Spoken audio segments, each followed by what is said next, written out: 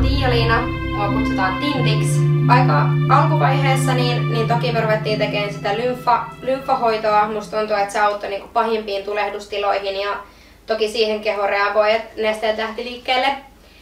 Ja toki sitten näiden aika vahvojen lääkkeiden ja urheilemattomuuden vuoksi niin sitä painoa oli myöskin kertynyt ja kilpaurheilijana, painoluokkaurheilijana se oli itselle aika vaikea paikka, koska en pystynyt vaikuttamaan itse siihen asiaan, vaikka kovasti yritin, niin päädyttiin sitten, että aloitetaan pisaralla yksi tämmöinen hoito, jonka nimi on selluliittiterapia.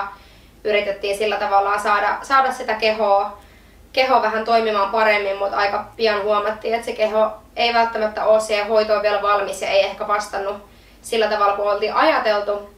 Niin päätettiin, että joudutaan jumppaan vielä vähän niitä perusjuttuja lisää ennen kuin voidaan jatkaa sitten muiden hoitojen parissa. Ja toki sitten jossain vaiheessa mukaan tuli myös esoteeriterapia.